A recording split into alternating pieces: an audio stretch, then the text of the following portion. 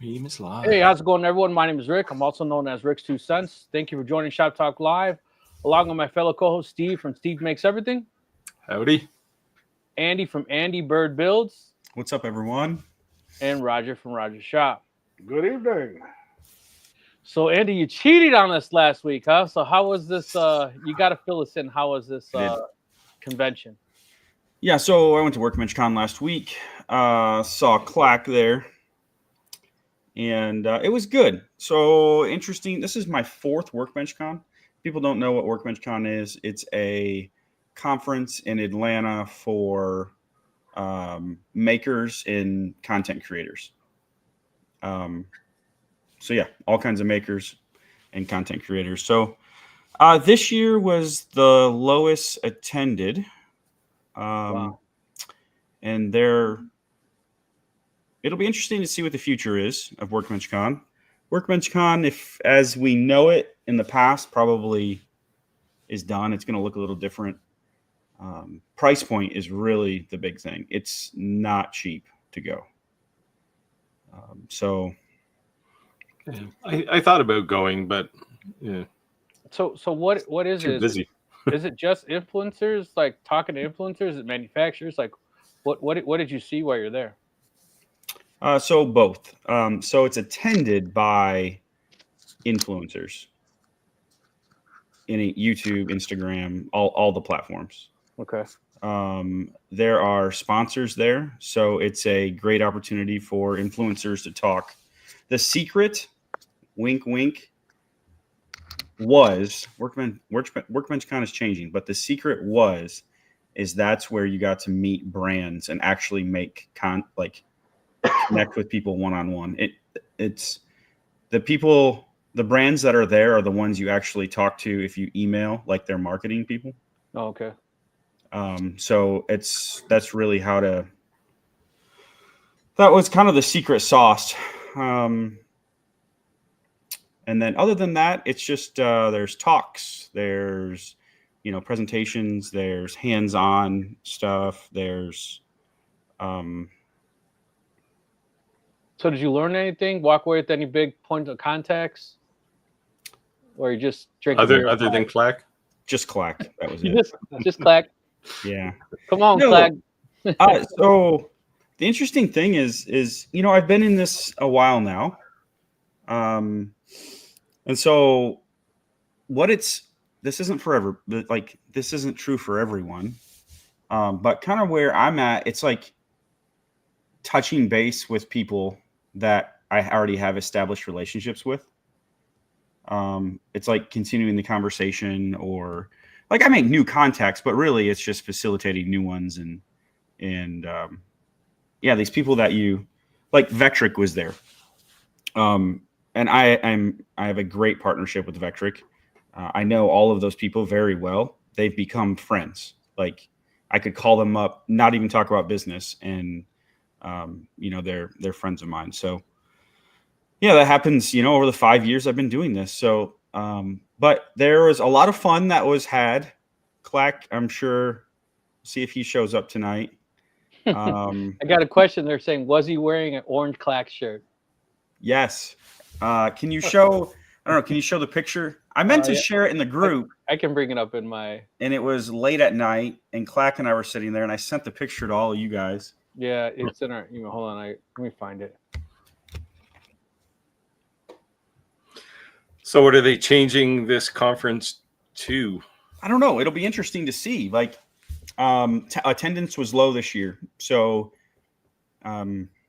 Was that a function of the cost or a function of just what's going on in the world these days? I think it's. Hey, look, there we are. Zoom in. I don't know. Can I? Hold on. Let me see. I can't look at both screens at the same time, so I'm working on. Is it bigger? Yep. Yeah, it's bigger. Zooming in. There you go. Does he ever smile? Jeez. Where's your left hand? Yeah, zoom out again.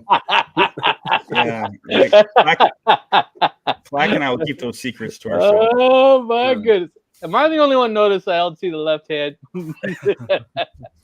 It's on Clack's left waist. Yeah. Yeah. It's in his pocket. This what a lot of people don't know is right after that, Clack didn't go, but right after that, there's a karaoke room right on the other side of that, and we sang karaoke for like 4 hours. So you can sing?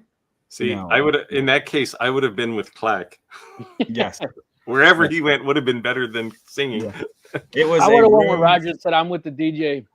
it was a room of yelling to songs. I have never been drunk enough to do karaoke. Oh, And I've done it a lot. I've been to a karaoke bar in Japan. I've done it a lot. In fact, I've done it on Bourbon Street in New Orleans. That's Well, I've done it a lot of times. Yeah, I've been on Bourbon Street too, and I didn't do any singing there either. We'll leave it here. We'll leave it here. There Andy, is there's a something you look video. very small next to him. Oh, I'm short. Everybody says that when they meet me in public. They're like, "You're shorter than I thought you were." See, when I look at Clack in videos, he But looks short to me too. Clack is tall. Yeah, he looks short to me when he does his video. Yeah. He must have his camera at a higher angle or something. Yeah. So we'll just leave the karaoke on this note. There, somewhere on someone's phone, there is a video of me singing "Hit Me One More Time" by Britney Spears. Nice. Oh, that'll So, be Wow. Oh, we need to see that. Yeah. So I'm pretty good with AI. So Clack, give me that video. Clack doesn't have it. Clack doesn't have it. So We're gonna have to put out an internet wide APB. request. APB. We Yeah. are a request of this footage. yeah. Must be So found. no, it was good. Did I learn anything? Actually, I learned some Vectric tips. Hey, Minnie, no. Sorry, dogs. So Did a dog gnawed a hole in her leg? wow. I don't know. She's like eating herself. I don't know what's going on. So there's this new weave toolpath in Vectric. Well, I don't know if it's new. I just discovered it like recently. I saw that. Who did I see? I actually think I saw Vectric's Facebook page. They did a flag and it went up, over, under, over. Did like this design. Yeah, it's like I gotta try this. Like this thing looks so cool, and it's kind of like their inlay toolpath, right? It requires no work. You just say, I want to do that. Yeah, and it takes care of it. So I didn't post this anywhere online. I saved this for tonight's live. Check it out. Well, you're gonna have to go big there. Hang on. it's in the queue. Oh, Wrong big.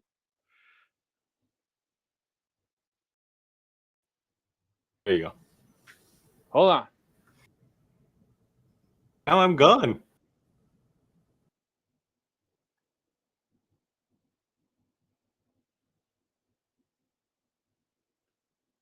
The queue.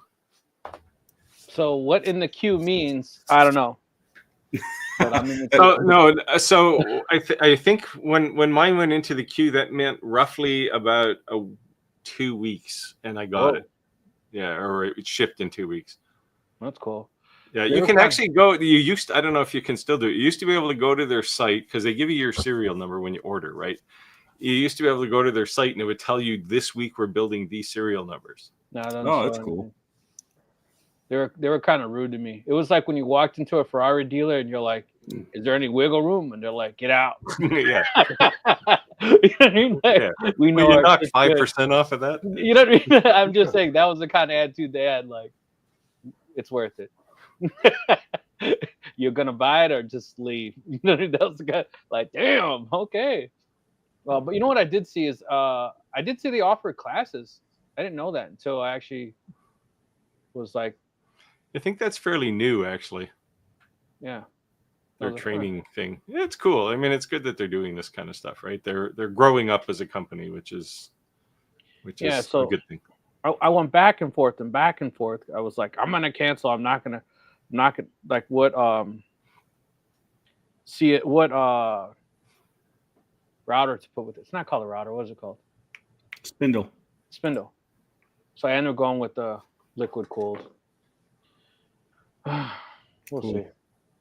Andy, I did not get posted. Andy, it did not get posted in Vector Troop. I saw a video at the karaoke floating around today. Didn't pay too much attention to it. Hey, you got to drop that link. Well, Yeah. so there's a lot of videos out there, and some of them had got posted, right? But this one, I told them I would kill them if they posted it. So make sure you guys post it.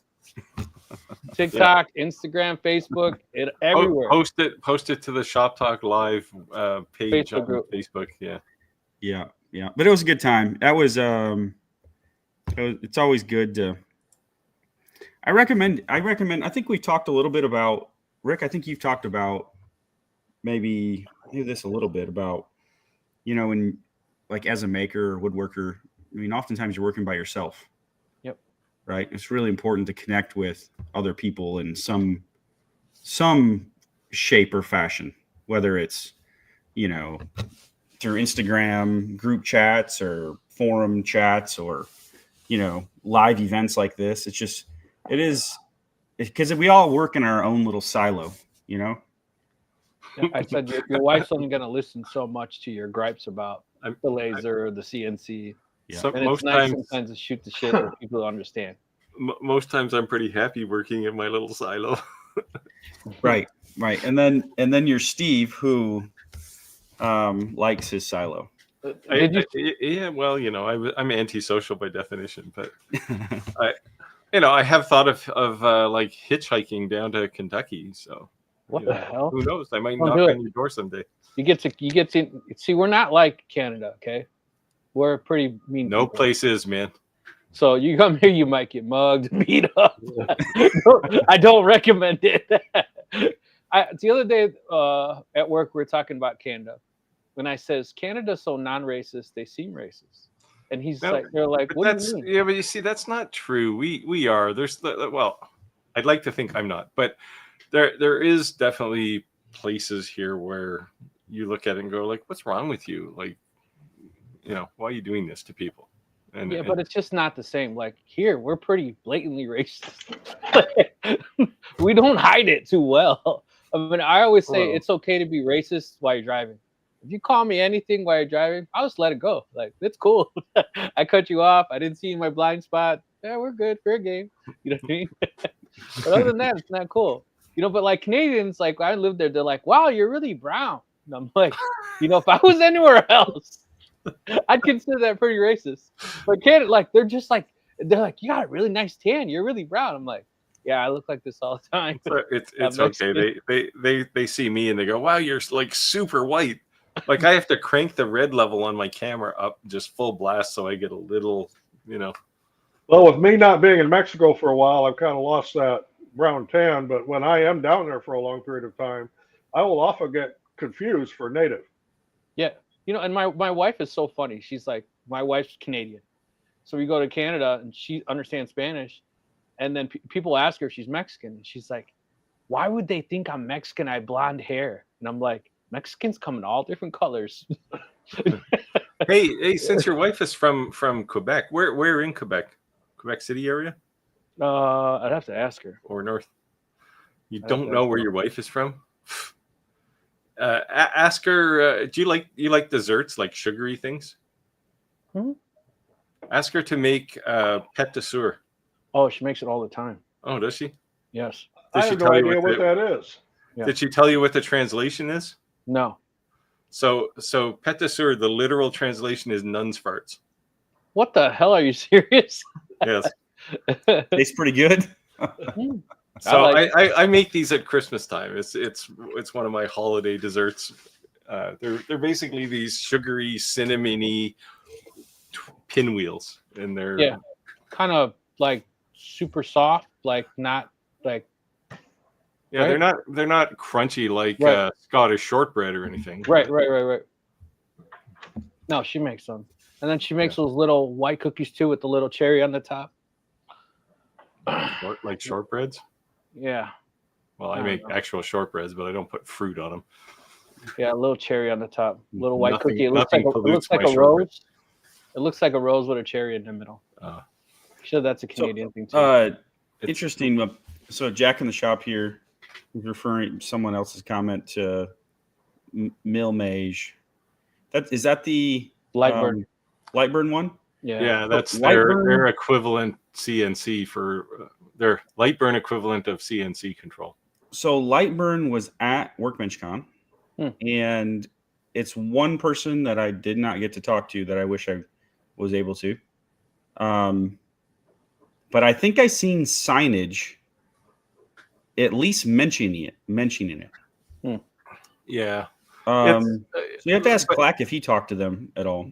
But they were supposed to have, like, when they first talked about it, that was over a year ago, and they said they were going to have it done by the end of that year. Yeah. Roger, you're up. Okay, every time I reload filament in my K1SC, I imagine that's a Creality thing. It's a nightmare. Any suggestions? One thing you can do is, where are they at here? Take your little pliers here and put a 45-degree end on the end of that filament. It makes it a whole lot easier to feed in.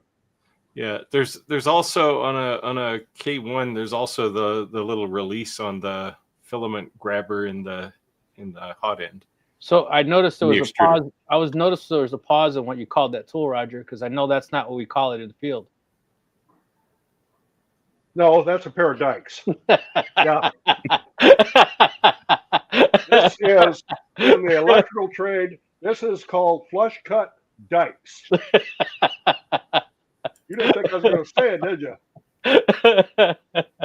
Yes, I said nuns farts. Yeah, so far we talked about nuns, farts, and dikes. And Clack. Those go together. Yes, can someone ask like some actual laser and CNC and 3D printer questions instead Maraschino of cherries don't count as fruits. Well, if you there's a local beer here called Cherry Bomb Blanc, and it's served with 2 or 3 maraschino cherries in it. Yeah. Jack in the shop said, "How are you guys doing tonight? Running back and forth between the CNC in the building to the laser in the basement. Sounds like a good problem to have. Sounds like you're staying busy. Nice. And he's getting his 10,000 steps in at the same time. There you go. He's going to be fit and nerdy. So we always say happy hump day, right? And some people just come to shoot the shit, so to speak, and just speak laser or CNC or 3Ds. But if you do have a question, feel free to ask. That's what we're here for. I have a question. Where's Clayton tonight? Clayton's not here. Yeah, that's what's missing. I know, that's weird. I think that's the first. Like, did something happen to Hawaii today? I don't know. He was just commenting on my Facebook. I posted a picture of my son on a 4-wheel. Oh, yeah. And he just commented right for everyone live. Tom, what are your thoughts on a new Atom Stack machine Clack revealed the other day? I got one on the way. Well, Atom Stack didn't offer that one to me. They chased me for a while for that one, and I just got too much to do. Like, it's just yeah, it's the dual laser, I think 20 watt, and then a 1.2 whatever watt. Yeah, it's their kind of competitor to the X2LS1, and there's a couple of other ones that are the dual laser type printers. And I think it's like 3 or 4, right? Like 3 or 4 manufacturers now that pretty much there's have a few, yeah. Effect. Yeah, it's just, I don't know. I just, like if I was going to do IR, I would buy a fiber laser. I just commit to it. I wanted the problem is they're only putting a 2-watt IR laser in. So yeah, you can engrave on most metals, but you get a ghostly image relative to what you can get with a fiber laser. And some of them are 1.2. Yeah, right? Yeah, they're not even 2, they're 1.2. So you're paying a whole lot of money 1.2 for something that works like less than 10% as good as a fiber laser. Yeah. So yeah, it's that we talked about that before with, anytime a machine has a dual purpose, those purposes are going to be less effective than if you just went with one of them. So you have to weigh. At least one of them's going to suffer. Yeah. Right. Anytime you buy a multi-tool, it's not the best of either one. Yeah, it's usually doesn't matter what it is. Both of them. Yeah. Doesn't matter what it is. That's just kind of. It's like people take 3D printers and put laser heads on them. Yeah. Why? Or CNCs, right? Yeah. Like great if you want a 4x4 laser, fine, but You What are know, you drinking, Andy? anything that you could do with a laser, you could do with the CNC without putting a laser on it. So I mentioned something before we went live that, generally I sometimes post on Facebook groups our lives to make people aware of our lives. And I went down the rabbit hole. I literally went to Facebook, type CNC groups to show me everyone. And one by one, I was scrolling through every single one. And I saw groups over 800,000 members in CNCs. And about the largest laser group I've ever seen is about 125,000. So to me, it was like, wow. Well, it's a function of like a lot of the CNC guys came out of the woodworking world, right? So there's a lot of those guys. Whereas, the laser people they came more out of the craft world, I think. And yeah, that's fair. It's they're converging, but it's, I think that's why it happened, right? Because you get, like, you look at some of the standard woodworking groups, and they got millions of subscribers or members to some of those things, and a lot of those people are like, yeah, I want to find out about CNCs. They work with wood, so they go and have a look, right? That, and the fact that they must have sold 3 million of these 3018 machines. So Andy's gonna have to do a $99 CNC now. I'm doing it. So LTX Designs is saying he pulled the trigger on the Cobra Max 4 today. Still on the fence on a Voron or a Voron clone. My Cobra Max is due here at the end of this month, and nice. I've got another Anycubic printer coming sometime. It's a nice looking 3D printer.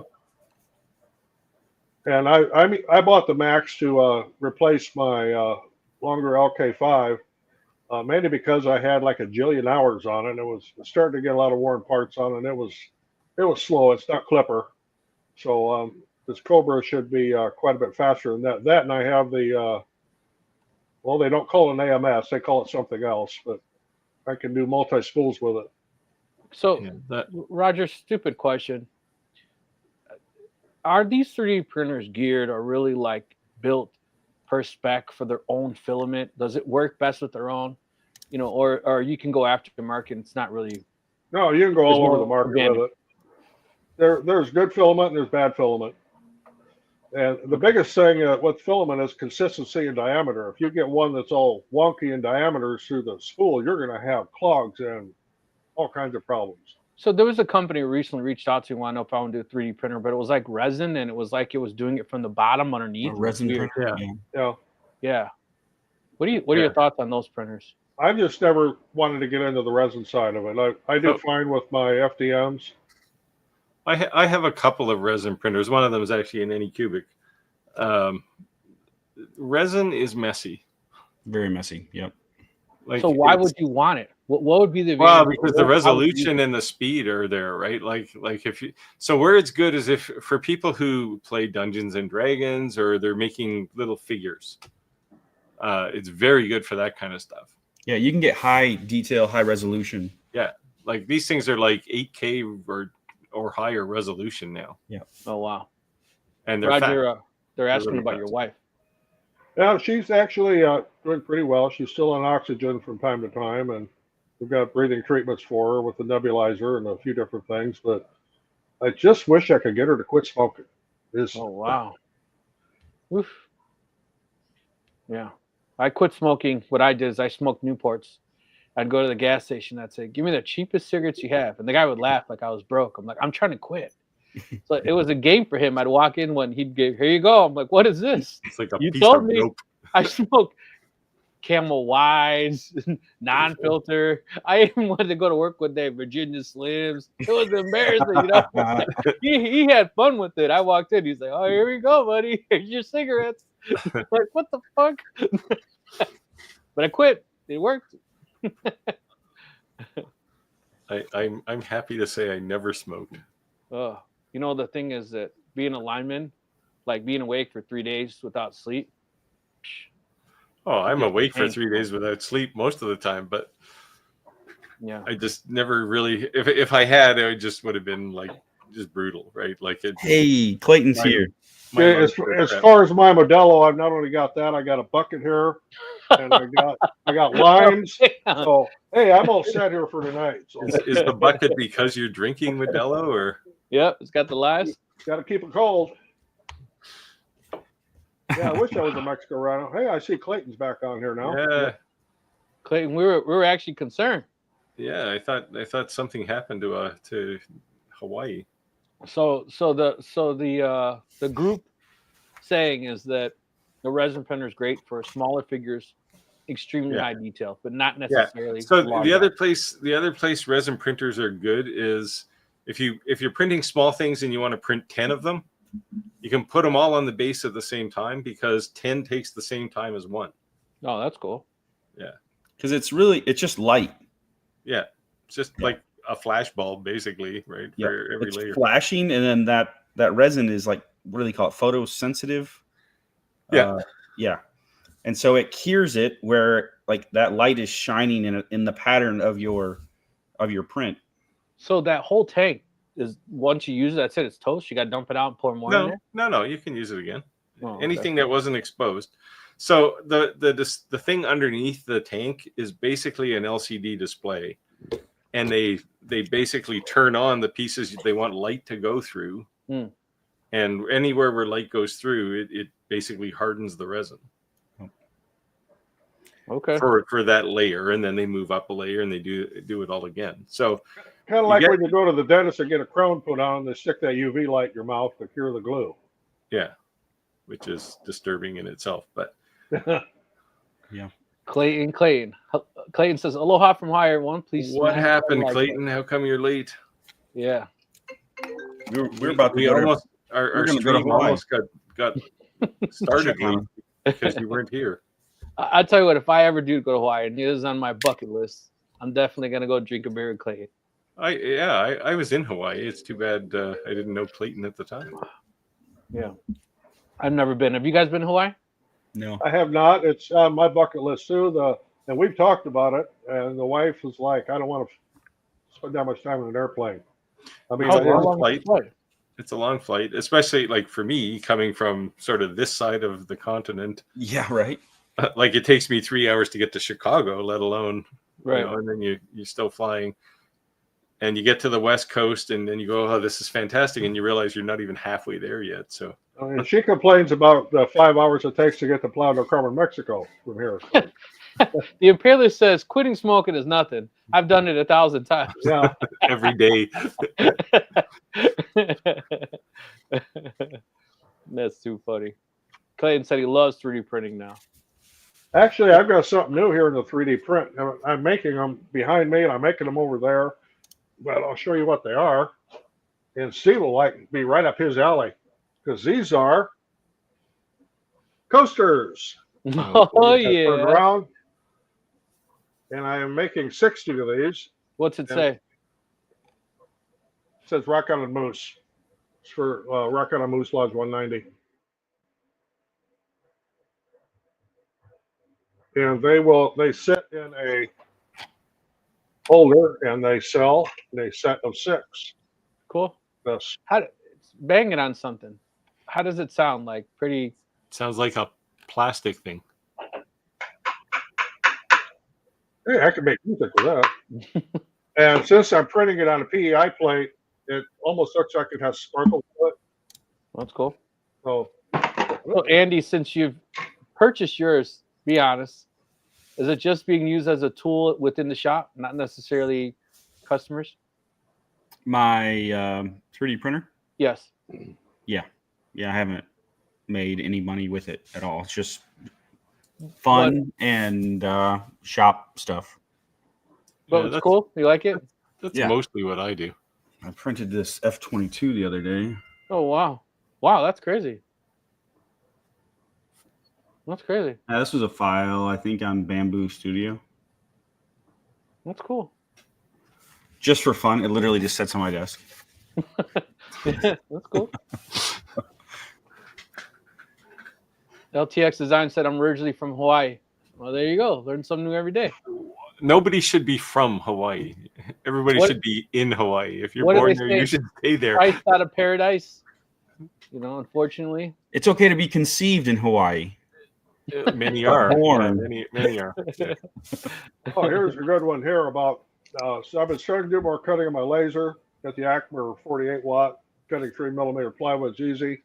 Move up to 1/2 inch and still be able to cut through it in one pass. No, No, you will yeah. not be able to do it in one pass. Do not believe marketing. No, because you will have some of the nastiest looking concave cut and convex on the other side. It'll be horrible.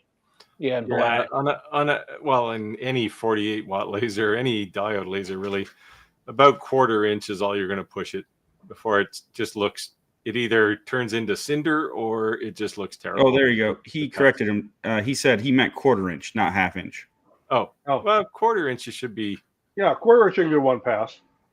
Yeah, so Yeah, you're better though to do multiple passes. So go with the high power, but go faster and then do 2 or 3 passes. You'll get a cleaner cut. so Yeah, if you'll anyone have, has- have less scorching that way too. yeah, so if Yeah. anyone's seen the jack-o'-lanterns I made, I do 3 passes. And the reason is exactly what you just said. I wanted a little bit scorched because I was actually painting the inside black. So I left a little scorch, but if I do it faster 3 times, the cut was cleaner. Yeah, I mean, laser companies have kind of stopped the, you can cut a 2x4, that whole Yeah, mission. thank you. I mean, we see yeah, you do you that, can, but Didn't we but- see you do that, Not me. Oh. Steve? Oh, sure. Well, no, not a 2x4. I've cut like 1x3s and stuff. Okay, yeah. But you get the cut you get is crap. Basically, it's just Yep. terrible. Yeah, and the other thing Well, is that they've stopped doing that. plywood is unpredictable sometimes because the glues. Oh and yeah, stuff. there's voids and weird So- glue, and right, sometimes even there's if- nylon cord in them. Right. So even if, let's say it can, let's just say in a perfect world, it's going to be able to cut it. If you want to be consistent and be able to lift it up, you might have a spot that didn't go all the way through because Yeah. it had this weird glue. So if you just do Yeah. an extra pass, maybe every single spot didn't need it, but technically 1 or 2 little tiny spots, it's going to hit it. So you don't have to break it and then you're sanding to clean it up. It's just better to do more than 1 pass. Yeah, I did when I was doing the clock video recently. I did a couple of cuts on my 48 watt Acme, and it cut fine. It's not nearly as clean as a 100 watt or a 50 watt CO2 laser, but it'll cut it. But I did multiple passes and I went a little faster. Hey, Jack in the shop saying I just finished printing a foot for my Milwaukee jigsaw, putting it on the saw. Notice I printed the M12 version, has the M18. I have done similar things like that. So you have a choice. You can throw that away or you can buy a new drill. Maybe it was a sign. Speaking of new drill, guys, I'm now a Lowe's affiliate. So I'm approved for $400 a month. So if there's anything in the $400 range you guys want me to review, let me know. I'll go get it. So I just grabbed these 2 items. We talked about this is the DeWalt Domino. Very excited.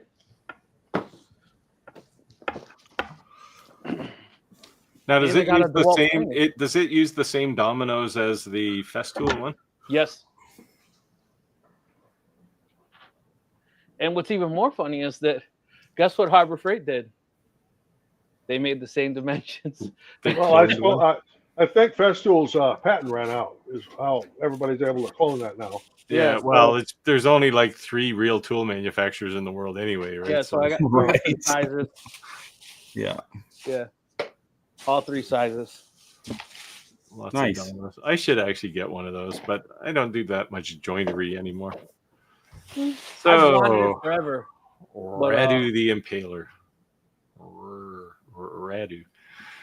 Considering the Omni one, those who have used them, did you use the fume extractor? Is it worth getting?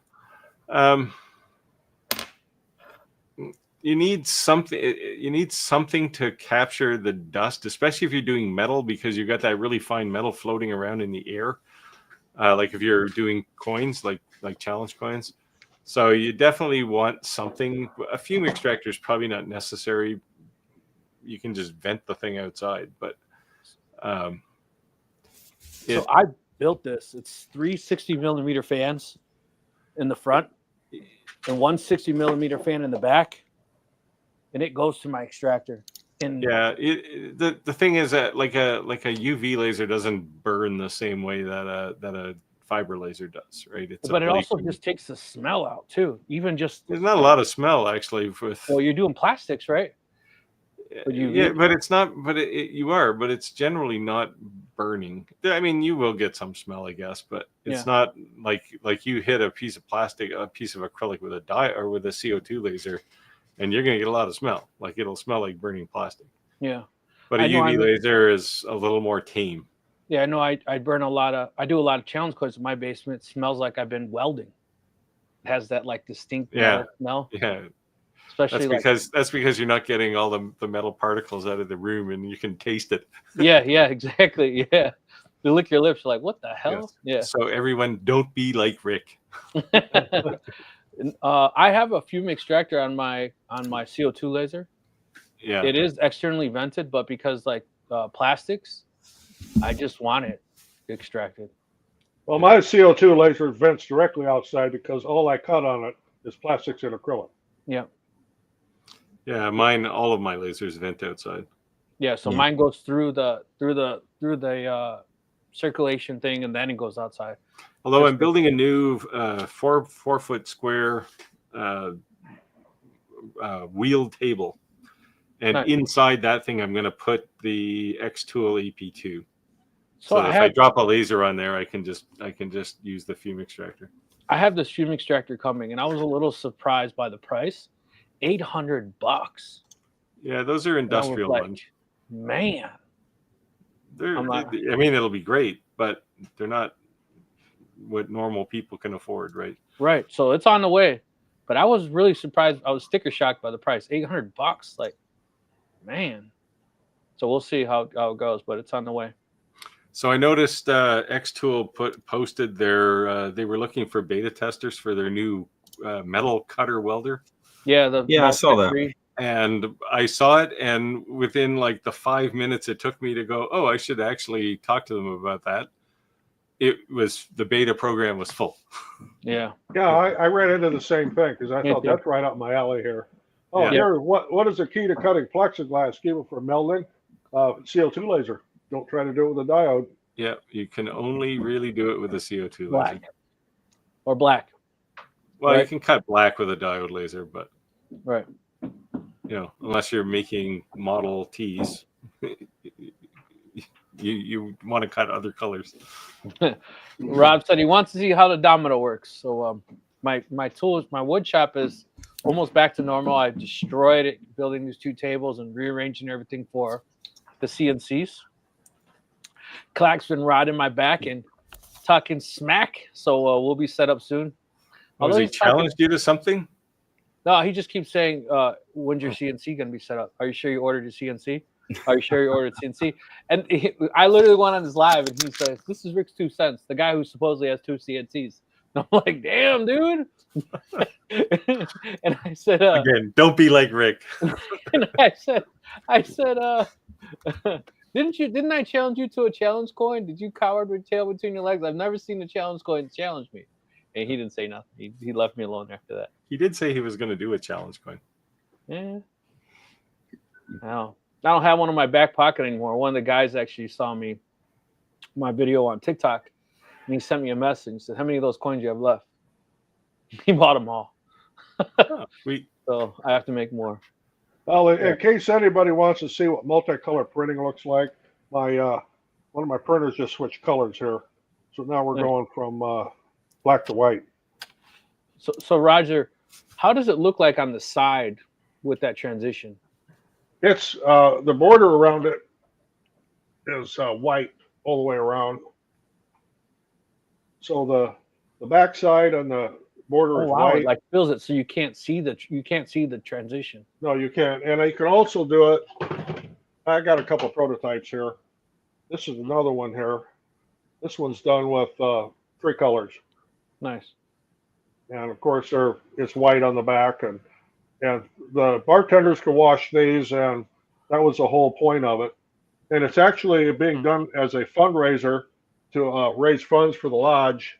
For they do a lot of activities and support, children, and the Moose does. I'm a member. The Moose does a lot of things for kids and those that are disadvantaged. Do you have to wear a hat with like moose horns on it or anything? Yeah, there's Like an in the idea. Flintstones? Like in the Flintstones? Yeah. So I see a lot of regulars, but definitely some noobs. So if it's the first time to join our group, please let us know. Let us know Say first hi. time joining and where you're joining us from. I do. Trying to get this down. Yes. It starts. It didn't start yet. It starts on Sunday. Yeah. At what, 2 a.m.? I don't see the Yeah. point. We should just leave our time and just leave it. I So agree. every time, every spring and every fall, when we change times, there's always news articles that say, "Okay, we should stop doing this." But they've been doing that for as long as I've been around. So What is the purpose? You We also tripping do yourself. these. We also do these little toilet paper holders that looks like a moose. That's 3D printed, by the way. is So that we moose had a- all one piece? Like you print it with the toilet paper right on it? No, it's 3 pieces. It's got a hollow that it fits into the hollow. It also has a tail. I can't really show it, but it's got a little tail on it too.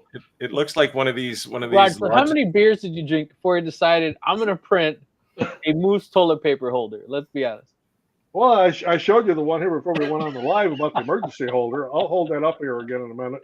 You know what happens when you're on the toilet too long and you just start Facebook scrolling and you're like, yeah, I'm going to make that. No, I had to do this one too. So yeah, you mount this on the wall in the bathroom, and put this on here.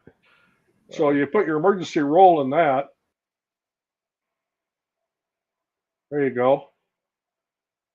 So it's kind of like the fire poles you see in different places, except you put your spare toilet paper in there. That's hilarious.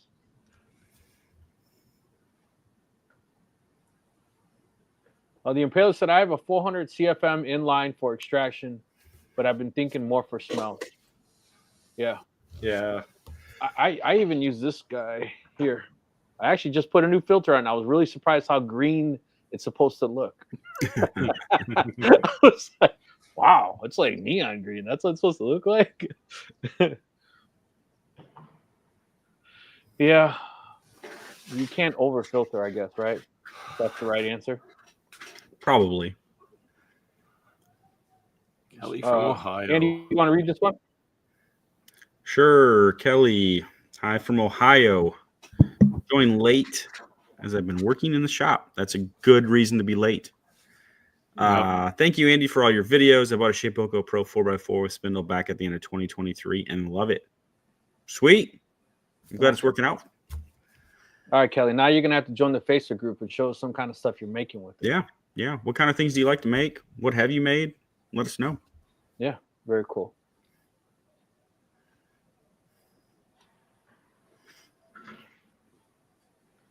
AGT Restore. Roger, have you updated the latest firmware with your bamboo printers? Oh, here we go. He's picking a fight. That latest I know. firmware is still in beta. In fact, I just pulled a batch of coasters out of here. Low blows tonight. Low blows. So another batch of coasters. Oh, you print them upside down. Yeah, they're printed face down, and I mean it just works out perfect. He's a DJ. You know that song, right? Face down. Booty up. Back in my younger days, when the big prevalence of Boone's Farm Strawberry Hill was around, there was a lot of face down nights. Yeah, you know that song. You know that song, guys? It was a house song. Very good and big with the DJs. You're up, Andy. LTX, what's up, man? How well versed are you, Andy? How well versed are you in designing for flat pack? I have an idea stuck in my head, but I'm trying to figure out how to CNC it for flat packing. I don't have any, I've done a couple, maybe like 2 or 3 flat pack projects, but I I guess what aspect are you struggling with? The joinery side of things? Yeah. Andy, so when he says flat pack, does that mean something that can be assembled once they receive it? Is that what it means by that? Yep. Basically, you manufacture the pieces, and then they assemble it. You ship it, like you pack it flat, and then ship it, and then they can easily assemble it. So it's like, think about like IKEA furniture. Yeah. Yeah. Nice. Roger's always giving tips on saving money on shipping, so that could definitely be a way. But the problem is that you can make a great product, but now you have to make great directions, right? I mean, the Chinese don't have to do that. Yeah, but the Chinese charge nothing, and we're going to charge way more than them. I mean, that's a good point. Yeah, like Etsy with their $6 shipping cap that they want everybody to have. You can't send anything for that other than like maybe a first class letter. So I got a Facebook warning for posting false news because I made that post that said 120,000 square foot Alibaba building burnt. Total damage $312. Yeah. You're getting fact checked over there. Yeah. I thought Facebook fired all their I fact thought they checkers. removed the fact checker. What? I thought that was removed. Like, how did I get like a Yeah. I don't know, someone reported me or what? They didn't find it Probably funny? probably Alibaba reported you. Yeah. So Probably. I responded that I think their punishment was too harsh, but it didn't let me write a comment. Like, it was a joke. Like, it wasn't false news. Jeez. Chris said we have 3 different Referendums. on daytime savings and major all said, but they keep trailing it to every 5 years. So I don't want sunset 11 p.m. The way I see it is, it is what it is. It's the Probably time. sunset at 11 p.m. You can party till like. Yeah, they got it. Must be quite a ways up north. 'Cause, I mean, here It's like Alaska, right? He's in Australia. I look forward to daylight savings times here because it makes my evening a little later, and I have daylight longer in the evening. Yeah. No text sign. I want it to be an elegant piece, but easily assemblable. I don't want tabs all over. All over. Yeah. Yeah. So the thing with so the one thing with any time, like, I don't know if anybody saw the project I just made. I made that dog feeder project with. Yep, saw that. Awesome, with pockets and kind of slap together joinery, and you have to use fillets in order for a square piece of wood or a rectangle piece of wood to fit into the pocket that you make, because you're cutting it with a round bit, right? So the radius of your bit. Could you use something like this and include it with it so they could put it together? You could, but that's Be too janky. Yeah. Like, yes. Flat pack furniture is like traditionally like almost like, think about like snap together. Like, you put some glue in the joint and you pop it together and it's good to go. There's no fasteners. There's no nothing. So the weight of itself is like self-containing it together. Yeah. You could always do like the Scandinavian furniture making. I don't mean IKEA. You take the tongue and make it extra long, put a hole in it, and then shove a pin through it when you put it together, right? You could do that too. Yeah. So anyways, there's when you're doing like furniture assembly like this, the fact that you're using a round tool, that round tool can't make a perfect 90-degree corner inside of a pocket. It's always going to be the radius of the bit in there. So the way to do that is fillets, which fillets are literally the bit just goes. I don't know how, this is really hard to explain like visually, but the bit like creates a pocket where. Do you have the bit by any chance? Well, I'm gonna go round. I'm gonna get the bit's round. I'll get an example. Continue. We can come back to this. Okay. So Gord, hey Gord. Hopefully you're. Oh wow, he's recovering from cancer surgery again. Hopefully you're doing well and the best of luck to you. And hopefully it's not too cold out in the west. My daffodils I noticed were coming up yesterday or the day before. So Make sure everyone takes a moment at a time. Quick prayer for Gordon for a speedy recovery. always, yeah, it's brutal. So, so this was one leg of the dog feeder. Okay. Let's see here. Oh, I see what you mean now.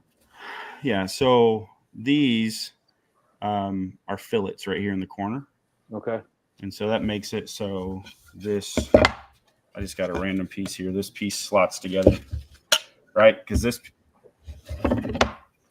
piece, that's a bad example, but this piece, right? The bit cuts on the outside, so you have a 90-degree corner here.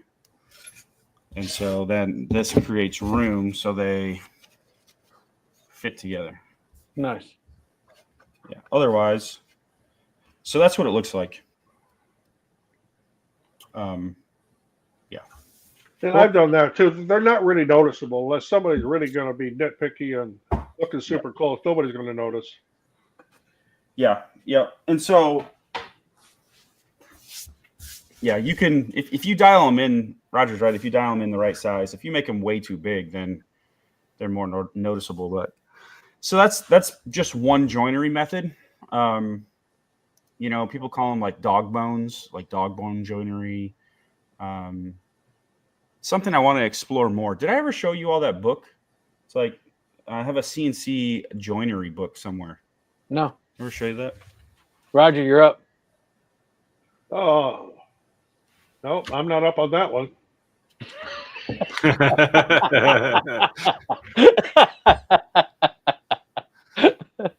You want to read this, Steve? Well, it's really an Andy thing. This one. Yeah, here's Oh, I've seen I've seen this book. Yeah. So here's the book. Yeah. So maybe LTX check out this book. So there's they have tons of examples in here. About, let's see here. You can learn what a sniglet is. What'd you call me? Sniglet. A sniglet. Sniglets are words that sound real, but they're made up. Yeah. It Right? sounds racist. Whatchamacallit? But just to prove, so like, look, that's a sniglet right there. Hold on. Oh, We so need it's proof. not. So it's not. There you go. So see a sniglet. So these are all joint areas. So what I was talking about was a dog bone. But maybe pick this book up. This is one of those books where I just like look at it and I'm like, wow, that's really cool. But it's just about making. Andy, it's also showing that, like, hey, even as someone who's a teacher, so to speak, Yeah, it's still always learning. Oh man, the thing that I love about CNC is like I could literally, and you guys know this, but the amount of effort it takes to like master one, let's say like silo of craft, whether it's a CNC router or laser or like it's just, you never stop learning. There's so many things that you can do. It's just, I always say like with these machines, with these digital fabrication machines, we're limited by, we are the limiting factors. Yeah. We're the bottleneck, right? Have you ever done? So I should actually find it. Maybe during the intermission, I'll go get it. But I built like a puzzle piece, and so one pocket and one tongue, but it's actually like a little cutting board. And it looks like so half of it's cherry and half of it's maple, I think, and it fits tight together. Like you can barely get glue squeezed in there. And I literally hammered it together. It was perfect joinery. That's cool. And it looks really nice. And that's something you just can't do that with any other machine. Like it's just impossible. Andy, got a question here for you. I don't know if you saw it from Steve. Steven asks, hello, I'm on the fence about updating my existing Shapeoko Pro to Shapeoko 5. All right. So many questions here, but why do you want to upgrade? And what do you want to do? What do you want to be able to do that you currently can't do? or I think that's the number one question because, yeah, I mean, Shapeokos are great machines. There's other great machines out there, but you definitely want something that fits your needs, right? Now, if it's just a want and desire, then and you've got the budget, just do it. He had a follow-up question or comment. Oh, okay. So Steven follows up. I started working with CNC approximately 3 years ago, still learning a lot. The reason why I'm on the fence about the Shapeoko 5 is because I started seeing new videos about the alt mill. Your thoughts? I laugh because salt mills, they got smaller stepper motors than. Oh, geez. I heard about this at Workbench Con from Alt Mill, by the way. Oh, good. Hope they slapped you a bit. Yeah, they did. I told them I had been drinking, and I didn't mean it.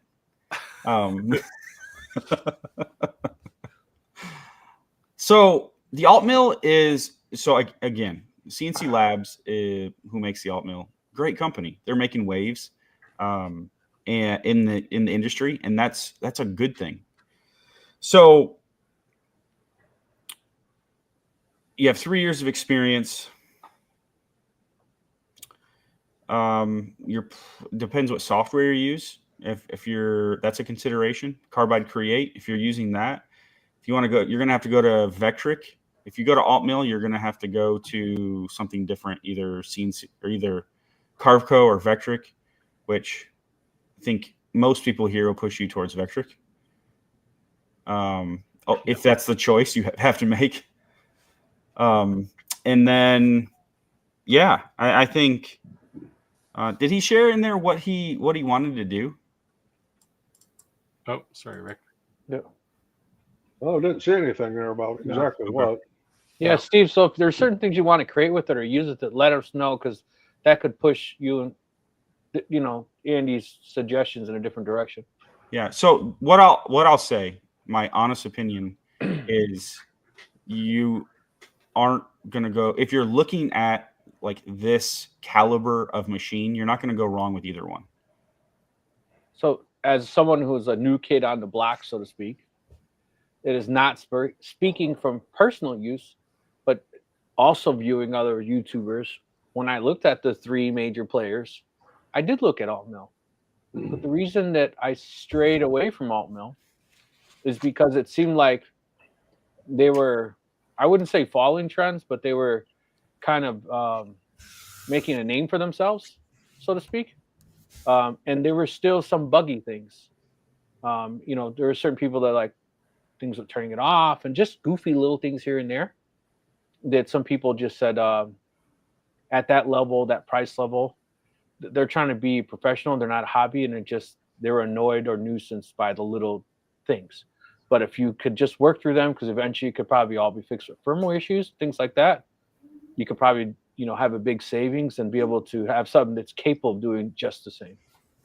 But yeah, I think what Alt Mill's, or what the Alt Mill's doing will change, just like Winfinity changed the market, made waves in the market when they came out with their machine. I think the Alt Mill is doing the same thing, maybe not as dramatically, but the price point that they're offering and the performance that they're offering is going to shake things up. Yeah, which they have to be careful though, right? Because you only really get one shot at getting it out there, right? And if you do it wrong the first time, you kind of get painted. Steve, I'm going to quote one of your sayings. You said, lasers, sometimes the problem with laser manufacturers is there's a race to the bottom. Yes. Well, yeah, CNC's not, there's always been a fairly clear divide between the bottom and the top. So like, it's not like Avid's trying to make $100 CNC, right? But if you're trying to push up market, like CNC Lab is doing, you really can't ship things with bugs, right? Like people will, I used to say, when something bad happens to a person or a company like this, it puts a stain on them, right? And it takes a long time to get that stain washed off. But I think the big difference is if Andy had an Alt Mill and something was acting goofy, he'd know better, right? Because he's been doing it long enough. Yeah, but that doesn't make it any... Me, I beat my head against the wall. I'm like, what am I doing wrong? and I could be doing nothing wrong. Yeah, but it doesn't make it any less annoying. No, right? I In get fact, it. it may I get make it. it more annoying because he knows how it should work and it's not working that way. Right, but what I'm just saying, for a noob, if you run into those problems, you may think that you're the problem, and it could Yeah, be a hardware issue Yes, or a firmware yeah. issue or a software issue, and you're just like chasing your tail, so to speak. So I think the fair point too is every major player has, like, you're gonna come across, you're gonna come across issues, right? When you're talking about CNC machines, there's gonna be issues. Now, I think, Steve, what you're referring to is major bugs across like shipments, right? Like known across, like, I don't know, let's say boards were bad on 1,000 machines that shipped. Not a limit switch didn't work when it shipped to me. Because those things happen. That's a quality thing. What I'm Yeah. talking about is, like, if my software, my VCarve or whatever, tells the machine to move 5 millimeters to the right and it moves 5.2 millimeters to the right, even though I sent it 5, that's a problem, right? Yeah. That's something that'll drive people crazy. Yeah. Like, But I think anything that impacts accuracy or time or that kind of thing, right? Yeah. And it was interesting too, there's more CNCs coming into the market, which is really exciting, but also kind of baffling. Of, like, just like the laser industry, like, how many more lasers can be in the market, right? Well, everybody trying to get into the market and seeing how cheap they can make them, and trying to corner that. Yeah. And I've done a few really, really cheap lasers in the past, and I turn them down now. Yeah. But if I look at it, it's a clone of somebody else's, and it's just cheaper. I'm not going to do it. But the cheap laser is that race to the bottom model, right? What my frustration with the 8 million different lasers that are out there is, a new one can come out, and the one Clack just reviewed, right, is a good example where it's a new laser from Atom Stack, but it fundamentally does exactly what every other laser before it did, right? Yeah. So where's the innovation? Don't bother making a new model if it's just a rehash of something else. Yeah, it's not a trend center, so to speak. Right, and this is why things like when Shapeoko came out, right? CNCs were these industrial things that were all super expensive, and they came out with a nice cheap one, right? And it was good. Then Onefinity came along, and it had real innovation on accuracy and speed and whatnot. And then CNC came along and said, we can do all of that, but we can make it cheaper. But cheaper in the sense, not we can make it for $50 cheaper. Right. Yeah. But lasers just followed that typical product trend where I have a laser, you have a laser, and we compete with each other, but we're selling the same thing, right? Yeah. So 100%. That's where I get frustrated. Yeah. If you made it this far in the live, make sure you hit thumbs up on that and give us some love. If you're not a subscriber already, make sure you do subscribe. Sorry, I didn't mean to cut you off. No, you're good. This is one of the reasons why I reviewed the longer Nano Duo, right? It's different, right? It's portable, and it's got the 2 laser module in it, and it works well. The software, their software is not so good, but Lightburn works well with it. So it was different, and you can still get a 300 by 300 cutting area if you have the table, and you can actually cut things with it, which you can't do with any other Galvo laser. So I think that's kind of cool. But one of the things I'm surprised at with Longer, they're a good company. I've had quite a few of their products, but they started out in doing 3D printers. Yeah. I mean, their website is longer3d.com, but they have done absolutely nothing in the 3D printing market since they came out with the LK4X. They have, that's been a couple of years now, and they're just not moving forward in that at all. It's like everything now is moving towards lasers. Yeah, but there's a good reason for that, right? It's just like the 3D printer market is just so flooded right now, right? And then you get companies like Bamboo who come along and say, yeah, we have an expensive 3D printer, but it's way better than anything else. So just stop buying those $300 ones. Mm-hmm. Yeah. And unfortunately, I have to agree with that. Yeah. Well, yeah. I mean, if you're in business to sell things that are 3D printed, then it makes perfect sense, right? It's not about the $300 price. And I'm actually going to work on a video on like if I was starting a business today, like a technology driven shop business, what would I do different, or what would I do? And one of the things is spend actual money on the right tools. Right, but I think there's a big difference is hobby, child, and business, right? Yeah. Yeah. Your 12-year-old or 14-year-old son or daughter thinks it's cool because they're doing these now in high schools and junior highs, and they want one at home, and you bought a $300 one. Cool. Yeah, but actually, I mean, you see it here in our forum, right? In Right. our live stream, there Right. are people who are listening right now who have a side hustle, but I guarantee you they bought the cheapest laser they could get. Now, Yeah. sometimes it's budgeted, and that makes sense, but if you want to make money, you need to have a business grade tool. And Yeah. like the 3018, there's a reason businesses don't make $1 billion a year working on 3018 CNC machines, right? Agreed. Wait, they don't? There's can have a a whole- new video, it's like- Andy. It's like a room full of monkeys with typewriters, except they're Yeah, all I mean, 18s. Even know on I've the sold 3D, at on the least a 3D million of them. printing end, I moved away from the Crowley Ender 3V2s, and I had a lot of them, and the King Runes, and I moved away from longer printers, the RK4X, because like here, the Bamboo A1, that is just so much faster. And that's not even a Core XY, that's still a bed slinger. So what I'm printing on this, it takes about 2 hours to print a set of 4. If I put it on the X1 Carbon, it does it in about an hour. Yeah. So, I mean, there's a world of difference there. And that's the thing, right? Yeah, carbon will cost what, $1,500? Yeah. But Yeah. but you're buying it because you can work twice as fast, right? Because not only is it this job faster, which means you got a higher profit margin here, but you've now freed up an hour to do something else, right? So you can make even more money. And I'm able to justify, I mean, there's 3 of them behind me right here. I'm able to justify it because of the volume of printing that we do and what we sell. But a machine that sits doesn't make any money, so keep that in mind too. I've got a lot of those. Well, that's what they always say about CNC machines, right? If they're not running, you're losing money.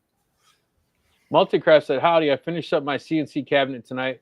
Just put the Shipoko on the base with a friend. That thing weighs a ton." So it's funny, when I was looking at tables, I was kind of thinking, do I go with the tables that these manufacturers provide, or do I build something completely made out of wood because I have a huge table in the center of my shop already made of wood, or do I go with the Craig table? And to be honest, I didn't see any cost savings going one way or the other. It was really just a preference. Wood's super expensive. Their tables are kind of expensive.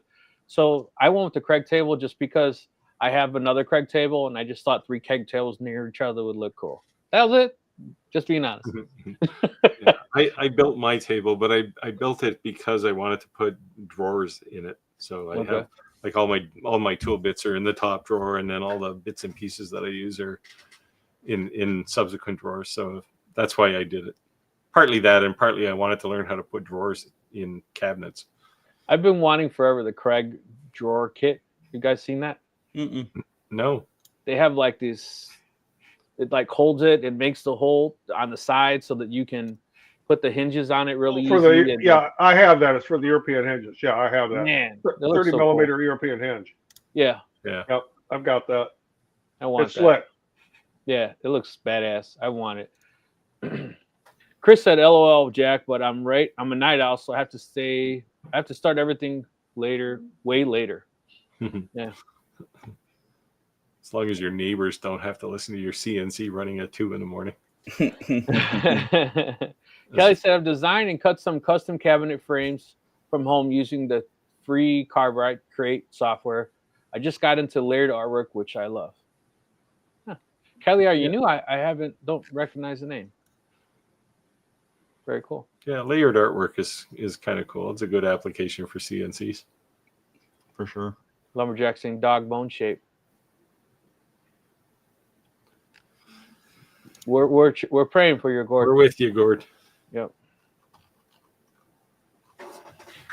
Question from last week: anything over 750 speed on my longer 20 stops in the middle, but when I change it, offset finishes with the problem. I'm Well, still that's trying to figure it out. overscan. Say it Yeah, again, it Roger? could be. Could be overscan setting. Turn overscan on and set it to at least 2.5%, but maybe you need a little more when you're going that fast, even. And if you're using offset fill, I've seen that do bad things to some lasers. Yep, we had a big conversation about that. Yeah. Yep. So try it with regular fill first. I know Actually, it was longer. it'll be much slower, but yeah, offset fill can mess things up. Wasn't it our longer lasers, the B1? That's when we first started having this problem? I think it was the B1 actually. Yeah, the longer fix that with the firmware. Right, Yeah, but what I'm saying is, do you have the latest firmware? Because we did have that problem on our longer I laser. think he's been running a Ray 5 though, and the Okay. Ray 5 shouldn't really have that problem. I've done offset fill on that one. Not quite that fast, but I've run a 6,000 on it. In fact, I just did a sign today at 6,000 on the Ray 5. Because I had to big out the big 4 foot by 4 foot one to do a custom sign for somebody. So yeah, I ran it pretty fast on that one and did just fine. What were you making the sign out of? Butter? Like how can you go that fast and actually get anything useful? Cedar. Well, that's true. Yeah. Okay. Basically butter. Butter. Yeah. Just free butter. Smells nice. Wood butter. Yeah. Rick said when we stop learning whatever it is, we're in trouble. Yep. The day you think you know everything's the day you should get a new job. I'm in trouble every day, even when I'm trying to learn. Just think the trouble you would be in. Yeah. She said, I'm a hobbyist. I'm working out of my garage. I use Vetric for my CNC woodwork. Nice. He's already halfway there. So yeah. So Stephen, I know our conversation, he was asking about Shapeoko versus alt mill. Yeah. I'm going to be no help here. I think with your experience, with you're already using Vectric, Shapeoko kind of loses its luster as far as like usually the benefits that I send people that direction for. I think you'll be successful with either machine. Yeah, Andy, I will have to admit that when I was looking at it, it was definitely appealing because it seemed like an all-in-one. Yep. In you hit the ground running, like they packaged dealed it well. Yep. Yeah, that's their strength. Yeah. Chris, for beginners, in most cases, better to go with an established player in the field. I'll agree with that. Yeah. Yep. And there's nothing wrong with that, but yeah, having looked at some early releases of lasers, I can certainly testify that if anybody who had never seen a laser before was trying to use them, they'd probably pitch the thing across their shop for a lot of things. Just yesterday, FedEx delivered to me a beta version of a laser that has not been released to the public yet. So that will be interesting to play with. I haven't unpacked it yet. Yeah, that's the situation. It happens quite a lot to influencers, right? You get things that aren't released yet. Like the Longer Nano Duo, I had that thing, I don't know, 3 weeks before they even started the Kickstarter project. And now they're telling me to send it back so they can send me a production one. Right. I wanted the Iker 70 watt, but they never sent it to me. They wanted me to do other stuff, and I said, send me the 70 watt. I just wanted it because it's like... Because it's 70 watts. Yeah, power. Exactly. That's it. We're making fun right now. I'd be the guy cutting the 2x4 like, watch this. I think you'd be disappointed, though, because when it comes to doing actual practical things, the thing is going to have to be such low power that it's going to be... Like you might as well get a 20 I'd get rid of my circular saw and just use the cut 2x4s all day. We're good. Yeah, there's a reason why circular saws still exist. Yeah. And cutting, laser cutting round holes and things. Yeah, you can do that with a drill. I still wanted it. So it's funny because we were mentioning before, like, different things we'd like to do reviews, and it almost seems like every single one of our lives these manufacturers are watching, right? and we get solicitations. And one of the big things I keep getting contacted is from these companies from India, CNCs. Really? And honestly, like if you have a CNC from India, a software from China, I don't even want to keep the conversation going. Like, you know what I mean? Like, I don't care how well the machine is made. If it's not compatible with like reputable software, what the heck, dude? You know? Mm. Yeah, there's something to be said for a nice integrated solution for sure. Yeah. Now, VCarve, so Vectric is popular enough that most manufacturers will test with it. Yeah. So, like even Genmitsu, they now say they support VCarve. Hello from Hoffman Estates. Hello. Yeah, bet it's windy there too. Your Yeah. neighbors. Yep. Roger Yeah, Nair in Illinois. Yeah, we're getting 40 to 50 mile an hour winds here tonight. Of course, the snow has stopped now, but it's headed right towards Rick. Yeah. I'm working home tomorrow. And I took Friday off. I got a letter from the state of Illinois that said my CDL A class physical is due. I was like, whoa. So time to go get my physical and turn it in. Oh, just had mine on Monday. I'm good for another 6,000 miles. So, Yeah. hey, here says, don't wait. Get your items out. Get at some craft shows. Help pay for that CNC. Yeah, get your stuff out there, whether it be at a craft show or a marketplace or. Yeah, even if so, a buddy of mine who has a laser, he actually has an X2 P2, and he went to his first craft show and he said, I didn't sell a thing, but he said I learned so much from people just talking to people. Yeah, and that matters, right? Like that's where a lot of inspiration comes from. I say that all the time. I think everybody that wants to make and sell should do at least one craft show, because there's nothing more immersive, humbling, or humbling. But like sometimes I think I was on this kick for a while with some videos and stuff, but people judge success, failure of a craft show, whether like how much money they make, and that is completely wrong. Your first craft show, you should expect to not make a penny. I'm not saying I'm not saying that'll be the case, but if that is your expectation, and you go in and you are open-minded and you learn and you watch how people interact with your products, listen to people's ideas. The biggest secret is talk to other vendors that have been doing it a lot longer than you. That experience right there is worth almost any amount of money that you'll make. I mean, if I sold out, I mean, that'd be kind of cool, but you know what I mean. Yeah, I've been a person who attended, but I'm also man enough to admit that I've been nervous about putting my neck on the chopping block, so to speak, and doing that. And it does take some nerve to be able to a whole bunch of coasters and put them out on the table. No, because I've honestly went to those shows and I've seen like I've bought things from people because I felt bad. Like I was just like, a sale's a sale, man. A small ticket item, like because I just felt bad. I mean, I felt like they have good quality products, and at some cases maybe I could have made it, but it was like, it was $5. The person you bought that from doesn't care if you felt bad. They're just glad you bought something, right? It was just my way of like, man, I felt like so Clack says that the Atom Stack Craft will fire both lasers at the same time. That's interesting. Not sure what that gives you, but I don't know. We'll see.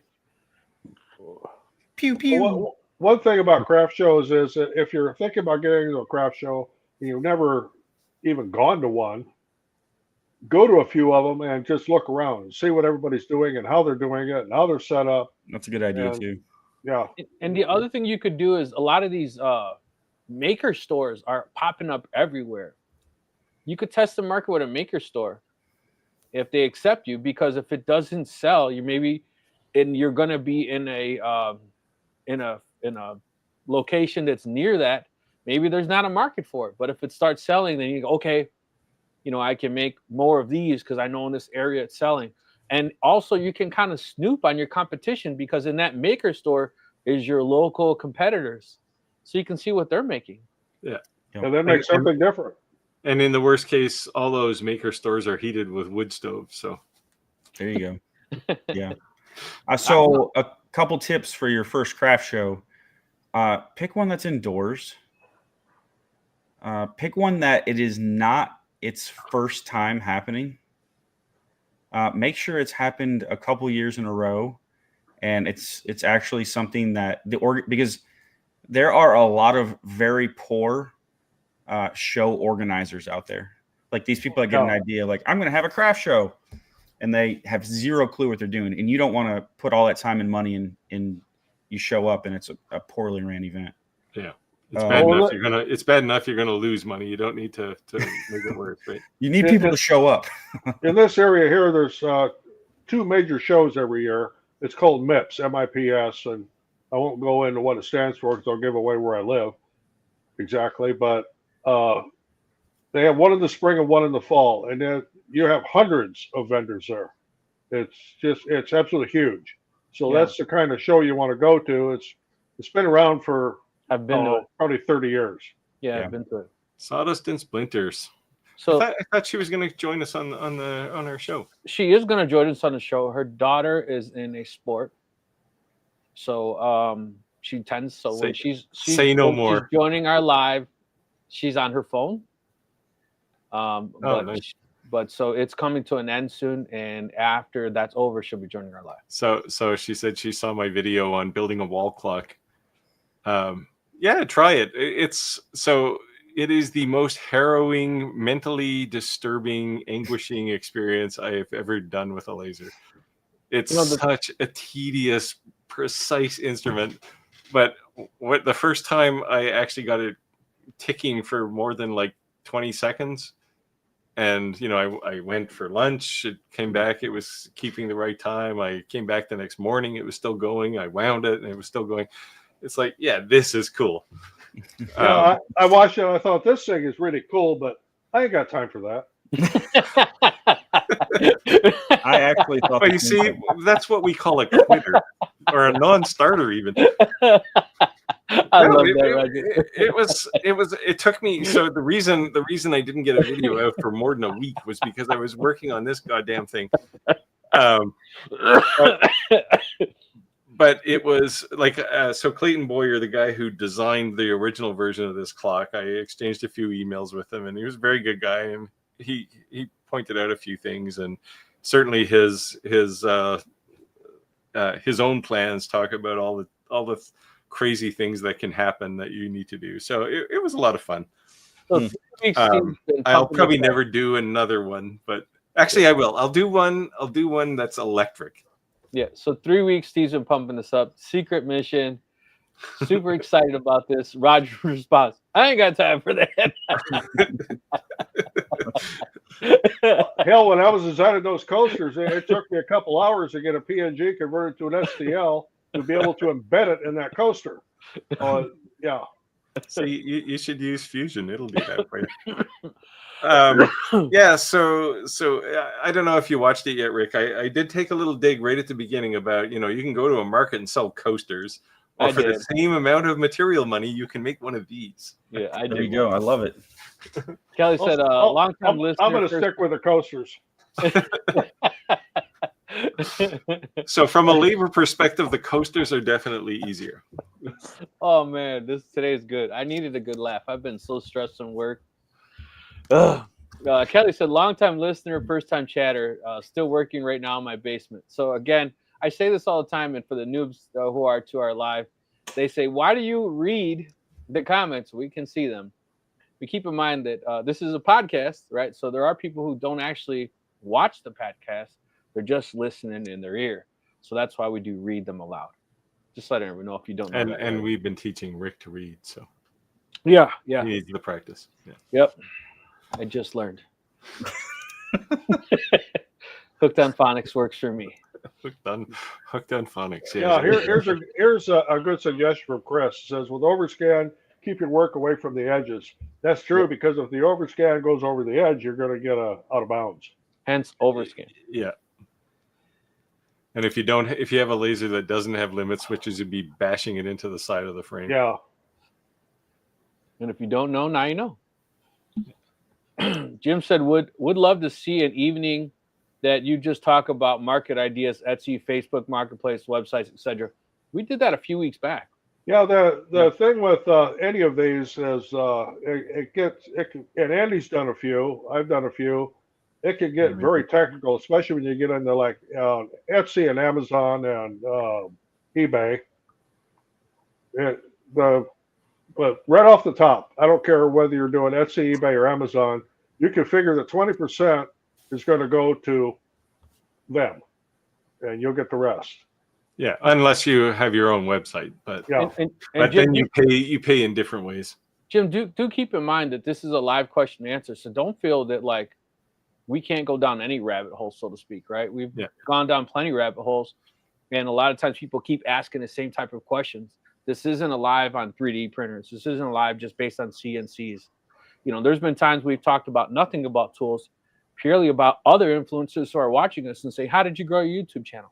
That's the whole reason of this live. Like, if you have questions on, selling on Etsy or selling on Amazon or eBay or on Facebook Marketplace, just fire that specific question, because one of us, I'm sure as hell, going to have an answer to it. Yeah. I'm surprised, Jim, you didn't already ask me this question in email, but it sounded already like you were well on your way.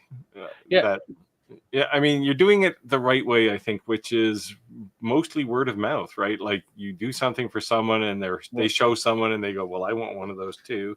Yes. And and that's the best way. For one thing, you build real relationships as opposed to like a hit job on Etsy where, somebody pays you money for something and you ship it and they never meet you. It's very impersonal. So, I think you're on the right path. Jim, just so you know, makes really awesome engraved hockey pucks. Nice. Oh, nice. With the Omni One. Nice. Last week we did talk about Etsy because they published their Q1, 2, 3, 4 for 2024 and perspective numbers for 2025, and I think it was like millions, right? 1.2 million. I'd have to look it up. They've lost a lot of stores. Yeah. They need to do something about these people taking the things from AliExpress and Alibaba and putting them up on Etsy as being handmade, because they're not. I want to say it was like 6 million sellers and they lost like 1.2 million sellers. Something like well, that. it was 7 point something and they lost 1.2 million. Yeah. Yeah. I mean, Etsy is you guys know this. Like, I get on these soapboxes on my channel sometimes, but the idea of I'm gonna make something and put it on Etsy and it's gonna sell couldn't be that's the same concept as I'm gonna go down to the local gas station and buy a scratch off and I may win. Like it's the same concept. I think the odds of selling on Etsy are rarer than winning the probably. You probably have a better chance. Right. So there's a lot of people.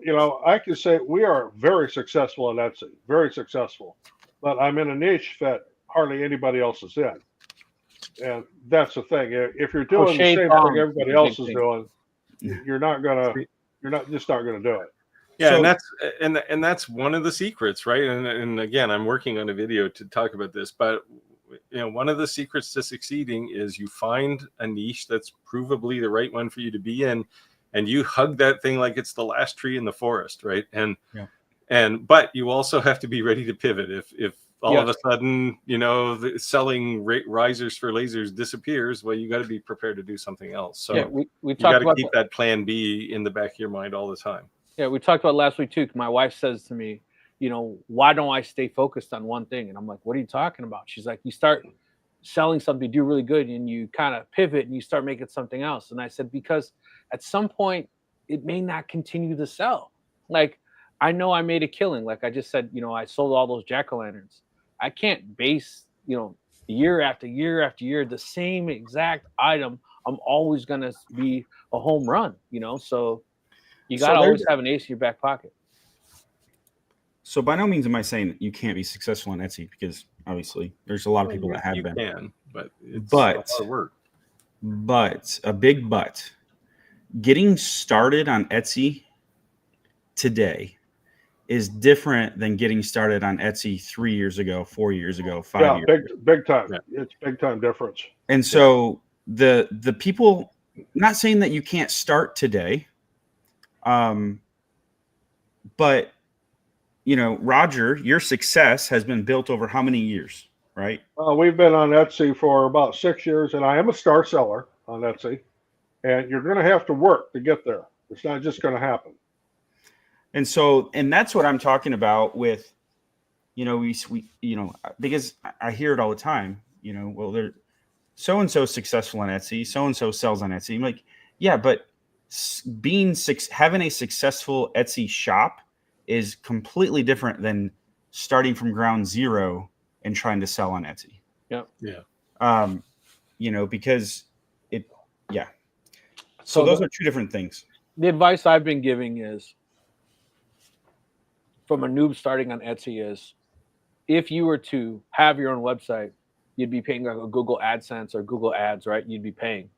So you have to think as Etsy as you're paying for advertisement, because they have a collective audience, right, that you otherwise wouldn't have.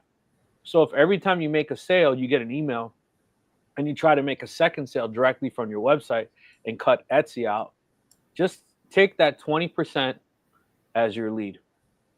Yeah. And if you can't continue to be in business taking a 20% profit loss, either you're too cheap or Etsy's just not the place for you. No, you have to set your prices accordingly. And whether it's on Etsy, eBay, or Amazon, as we've all talked about, it's going to cost you 20%.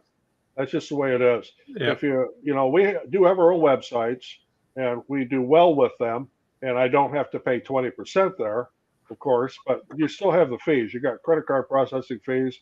We have software that we use to manage all these different sites. It costs me fees. our software we use to manage all the orders and shipping and everything is $150 a month. Yeah, it's crazy. 12 months a year. Whether we're in the upswing or the downswing, it's there. And then we subscribe to Indicia to do our label printing for our postage. And we have UPS World Ship and Daily Pickup. I pay for that every week. Whether we are sending stuff out, 100 orders a day or maybe 2 orders for the week, it still costs me the same to have that pickup service. So you got to put all these things into perspective and put it into it's literally called overhead. Yeah. And you got to figure that into your business. Yeah. Yeah. You do a lot of things in business that are just money losers. Yeah. And you hope that the money gainers make you more money than you're losing. Yeah. Well, the concept is you have to spend money to make money. Yes. Yeah. You have to. You're up, Yeah. Steve. Yeah, so Tim is asking if I've seen, well, we've all seen it, I guess, the new X-Tool monster. I'm not sure which monster you're talking about because X-Tool has quite a few of them coming. There's the DTF printer, that's a monster, and now the laser Welder. cutter, metal cutter, and welder. I've seen both of them, and I would love to have both of them. X-Tool is going in a really interesting direction. Like they're really turning into They're the seller diversifying. for businesses. They are literally diversifying and not just sticking in the laser business. Yeah, well, this cutter welder is a laser, right? It's cool though. I think. I heard they're coming out washing dryers. No, that's fake news, man. We're gonna have you banned. Trump said it. I know it's true. Yeah, I heard X-Tools investing $100 million in the United States. Who said that? No, that's a joke. Don't flag me. Who said that recently? Apple. Yeah. Apple. Yeah, said they're that. building a chip factory in Texas. Yeah, Apple said that. One of the only American-based companies who said that they're investing that much money in our own country. That was pretty crazy. So to clarify, Stephen, back to your question here about Shapeoko 5 versus alt mill. Yes, I mean they're going to be both capable machines. Do you want to learn a new operating system as far as? Well, I guess you're using Vectric, so your post processor is going to be different. That's the only difference.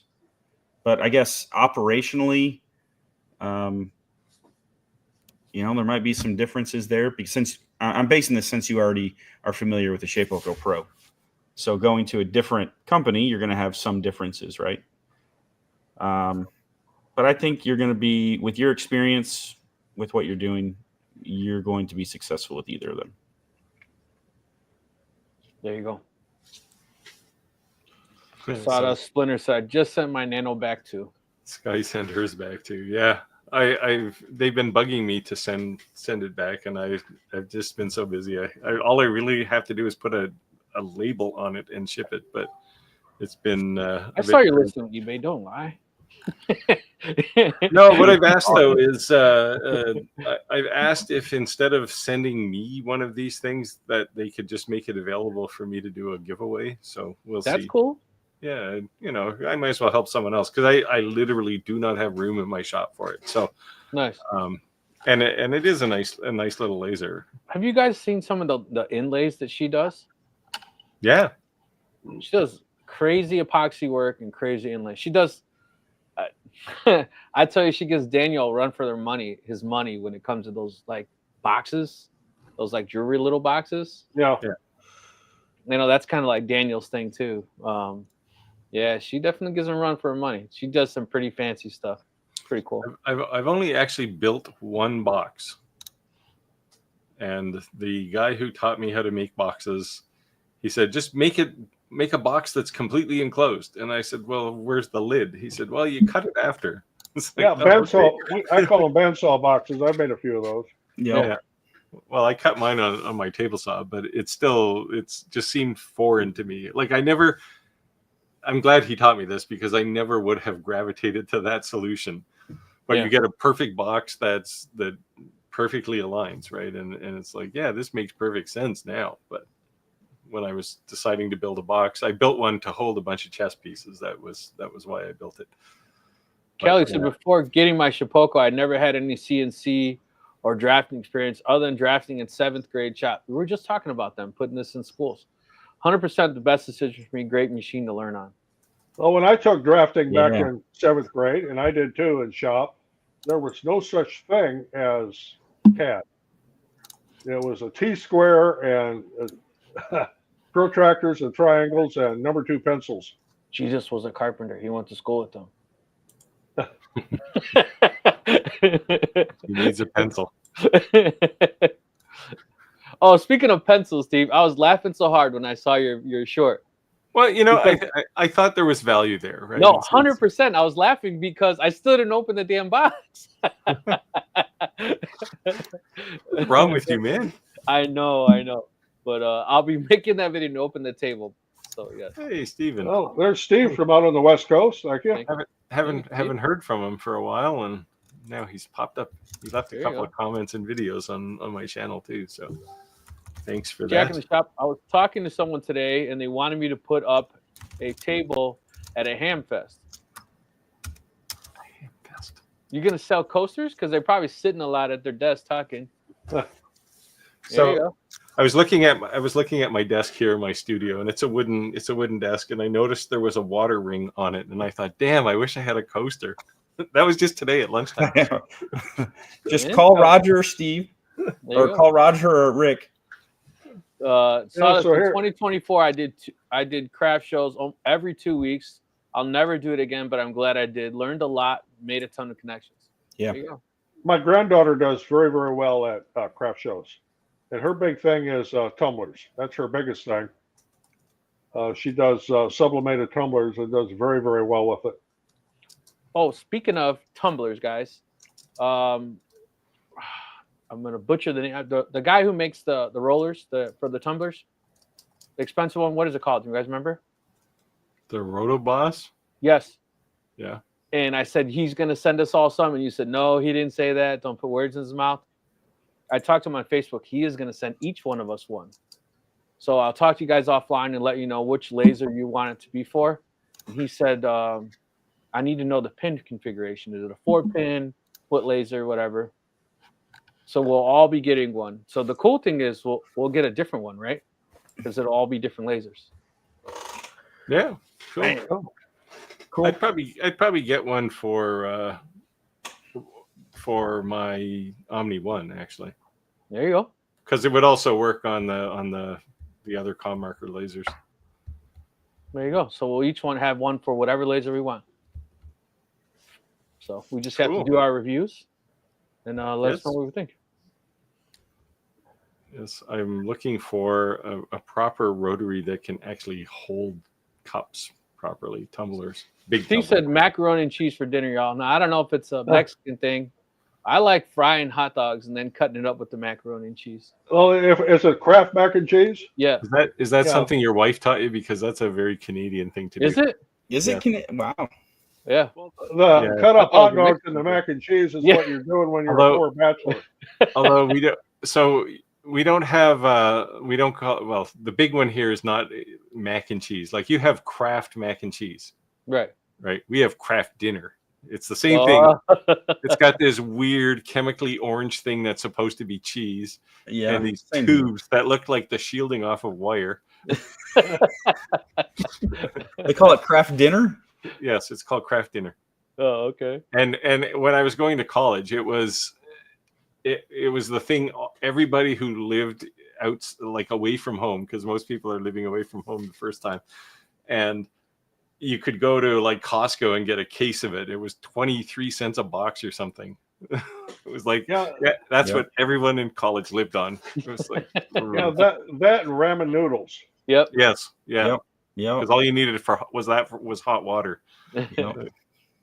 Son of Twitter said Adam Stack claims the wild dial laser heats up while the material you're getting darker, engraving with the IR. Not sure if that's the case. I haven't tried IR on wood. I've done the IR on different kinds Nothing. of metal. Yeah, it does. Well, a 2-watt IR laser is not going to do a lot to wood. No. I'll let you know when mine shows up. I haven't tried. I'm an IR skeptical. laser. I'm skeptical. This reeks of marketing to me.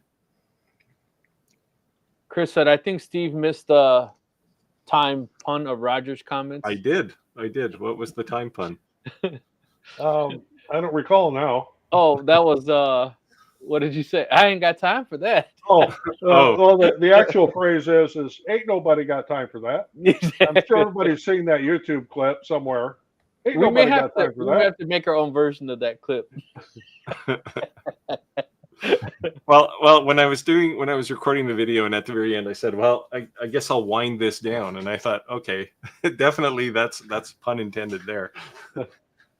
I'll have to take the video, clip it, then clip Roger. I ain't got time for that. Kelly, the last craft show I went to, I only had $60 worth of sales, but a lot of experience. I also had one person who pulled me aside and told me stuff was art and not referred to as a major show. Oh, Yeah. Referred her to a major art show. That's cool. Yeah. yeah. There's so- a struggle always between, and it was actually a wood turner friend of mine who said this, right? There's a struggle between things that are functional and things that are artistic. And his basic summation was, it was functional things you piss in, artistic things you piss on. Yeah, there you go. It's like, okay. Clack said sawdust. It does seem to make a difference. Not sure it's a huge difference, but the machine is still cool without that. Yeah, I mean, it looks like a nice machine for sure. All right, Roger, Okay. you're up. Yeah, my suggestion to make a target to place coasters on them, get them all lined up. Use the offset to make several circles and a crosshair, and all the coasters were centered perfectly. Thanks. Well, yes, that works. And I do that quite a bit with my when I'm lasering coasters. Yeah, lasers. You need a jig for anything on a laser to do it reliably. Yep. Welcome, Lord. Thank you for chatting. Appreciate you jumping in the line. Right. So Jim is asking me if I'm really saying local as compared to national. Yeah. So offline, I sent Jim an email and mentioned that somebody else. I sent him an email. I said, this guy lives close to me. and he said, local, compared to national, well, we have a country that's like 5,000 kilometers wide. So, I mean, he's probably an hour drive for me, an hour and a half. The difference is that our country is so built, right? Like It's all overbuilt. city. Yeah. Until you get into like Nebraska, then it's just, Even then, there's no comparison to Canada. Like you guys have like vast land that like no one even lives on. Like that doesn't exist. So I was in Newfoundland, and I took there's a road that runs around the outside of it, and I stopped in the middle of nowhere. It's literally a 2-lane road. It's very narrow, but I saw a caribou standing beside the road, and I thought, well, I'll stop and take a picture. And I was pretty sure he was going to run away, but I walked over and I took a picture. And then I looked around, and man, did I feel like the smallest I've ever felt in my life. There was nothing but grass. There was the road in both directions out of sight, and me and a caribou, and that was it. Like it was just terrifyingly lonely all of a sudden. There is actually in a horror movie. There's places in Illinois like that. Rick will know what I'm talking about. If you drive across 88, there's places and you're just in nowhere. There's just literally nowhere. If you break down there, you're screwed. Yeah. Champaign, Illinois is in the middle of nowhere. Yeah. Yeah. I drove there once, and I remember I forgot the highway coming from the north. So I was going south, right? And it was just cornfield, and then like this random city in the middle of. There's nothing else around there. Yeah. You know what's sad is a lot of those cornfields, man, they're all sold. They're all subdivisions now. Like the area I live when I was a kid, like you'd go to the mall and then like there was like nothing. It was just like cornfields. Now it's like subdivisions. Like I own a little over 4 acres. Like that's unknown where we live. Right, Roger? Like it's we have an acre here and that's a lot. We are in the city limits too. Yeah, people's houses. I'm in the city limits too. You know what I mean? Most people's houses, like, it's like 2 passes on this side of the lawnmower, and it's the neighbor's house, right? Like, Lance said, got a question of a bunch of mostly black. I got to order. Let me read this again. Hooked on Ephonics over here. I got to order a bunch mostly black acrylic. Just got 300 keychain order. Any recommendations of a good acrylic suppliers to use? I assume not all acrylic is casted the same. No, it isn't. I have the advantage of we have a place local here. It's called Cadillac Plastics. I could go buy acrylic and different things over there. Otherwise, I guess their best bet would be to look on Amazon and look to see who's got the best reviews. Yep. And make sure it is cast and not extruded.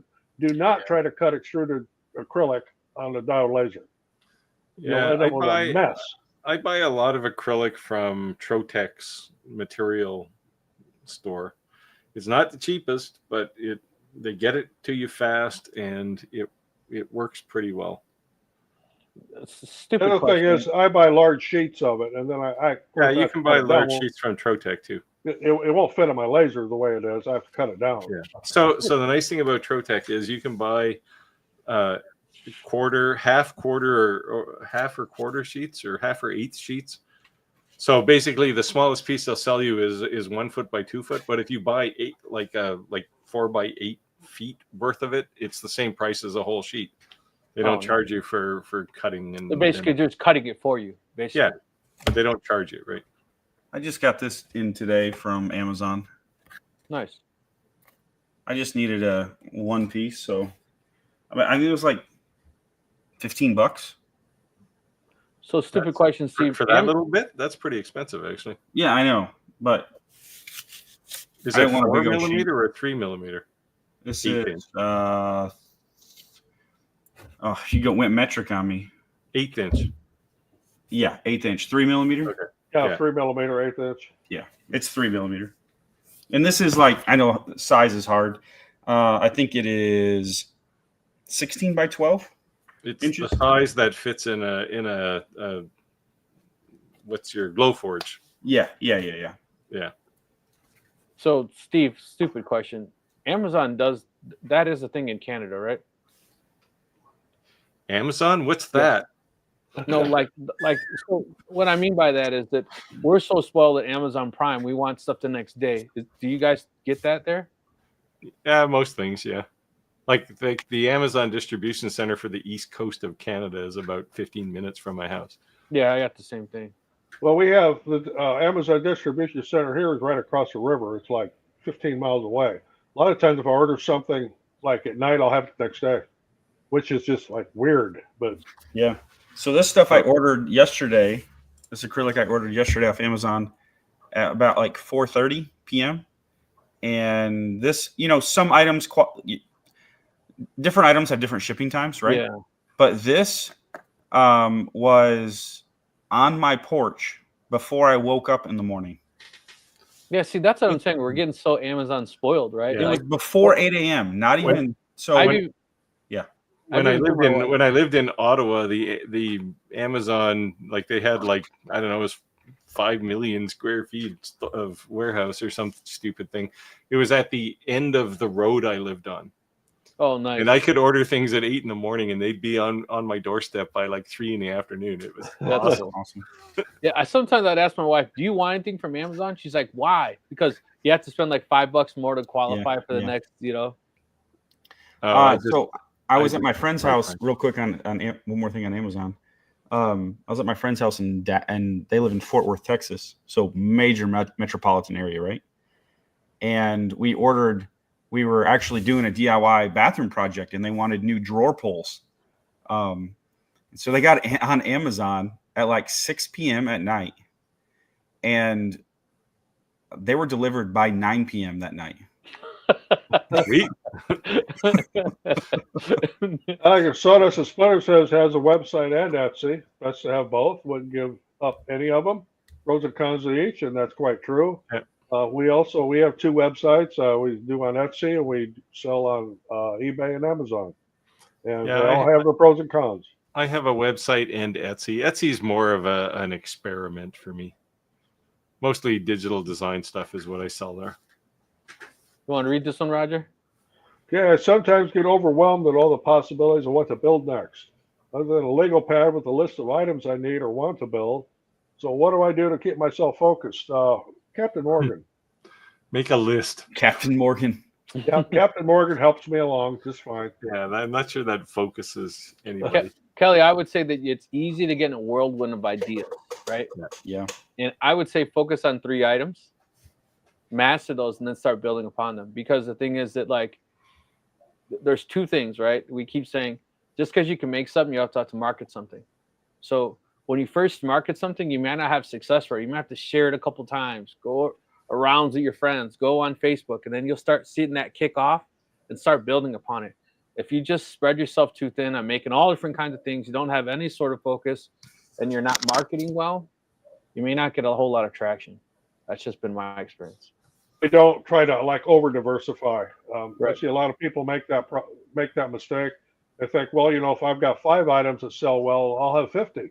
Well, no, you won't. You still probably only really have 5 that sell well, and then you've got all this inventory laying around. Yeah, but it's not bad to see, like what Steve was saying. Does he sell a $5,000 chessboard every day? No, but he may have one sitting there, and maybe he sells 2 or 3 a year. It's okay to have that one, but the point is that you didn't start off with a $5,000 item that's going to sell 2 to 3 times a year. You have other stuff that's selling, and when you built upon it, then you could have those other type of items, right? Yeah, I don't have one sitting here. Yeah, they're all on demand. Those things. Right. Yeah. Build one, take pictures of it. And ordering one of those is like you ordering a Onefinity Elite. It'll take like 3 months to get one. And this a lot of work. I'm in queue, damn it! I'm in queue. Jack in the shop here, it's got a good thing. The reason I get sales on Etsy, it's got 3 items no one else is making, and that's an excellent thing to have. And about a week ago, I did a video on my YouTube channel on risers for the longer B1 laser. Yep, I saw it. Custom belt, and I made 30 sets.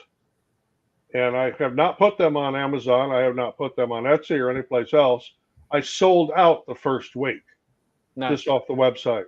Yeah. So, if you've got something nobody else has, it'll sell. certainly if you have 3 items on Etsy that no one else is selling, that's a miracle. For But Shade tell me Tom. what your Etsy store is, and I'll help you out. Yeah, just go ahead and tell us what you're making.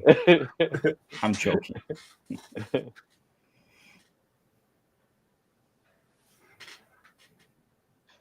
Steve, he said you could ship it to him. Yeah, he's looking for that nano that doesn't. Oh, the Nano.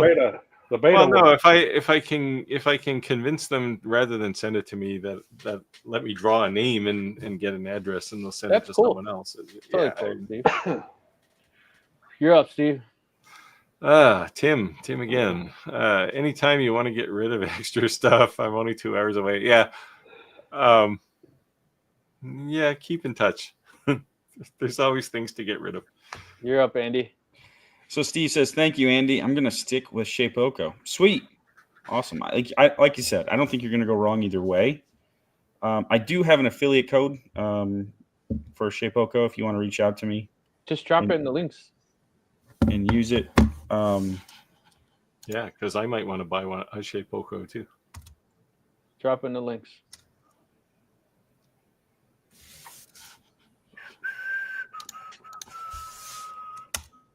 So you posting comments, and you should put it in the Facebook group too.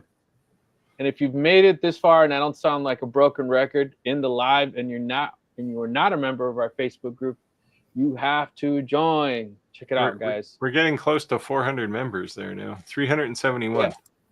So share, and remember, not only can you post your what your creations are, but if you also have a YouTube page, a TikTok page, something like that, and you want to post something, a video, anything like that, it's fair game, man. Share it away.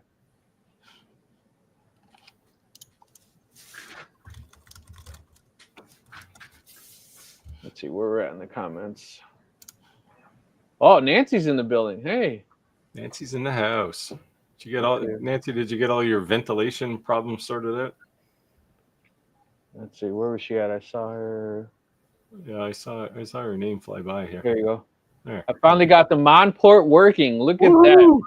But I found the beam is too thick. Any idea why that is? Focus, but keep in mind if you're comparing it to say a diode laser or that Omni 1 you have, it's going to be massive compared to certainly the Omni 1, like 2 or 3 orders of magnitude bigger.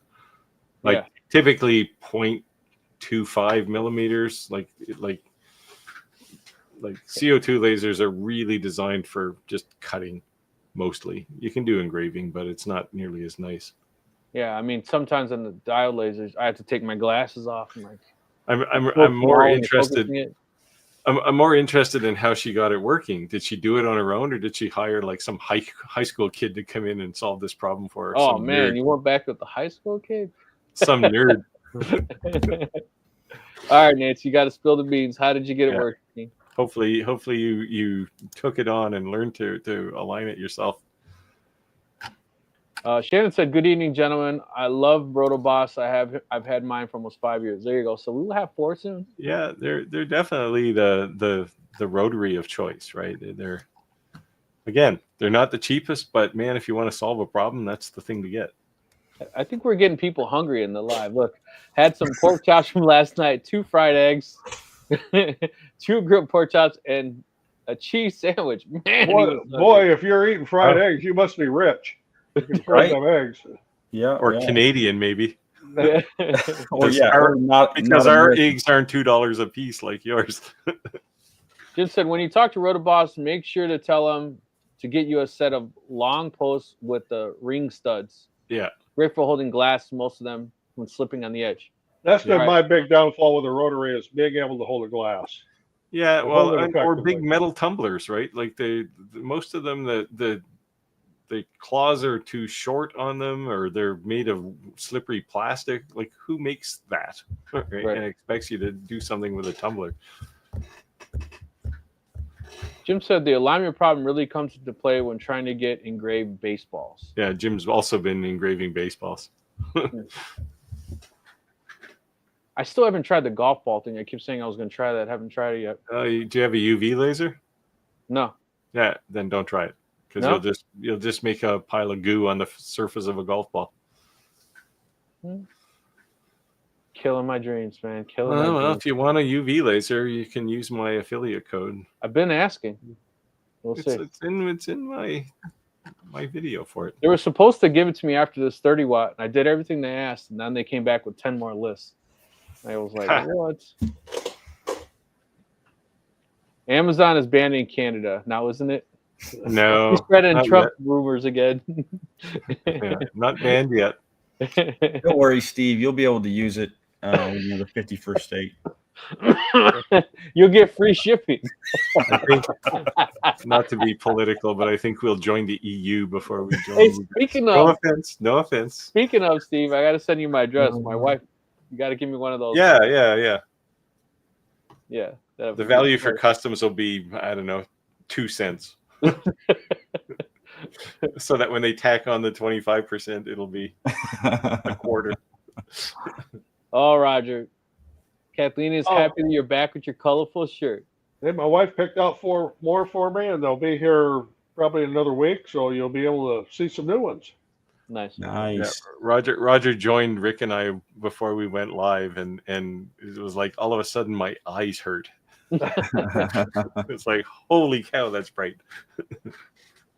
Looks like we're just about caught up in our lives here. I just want to make sure we didn't.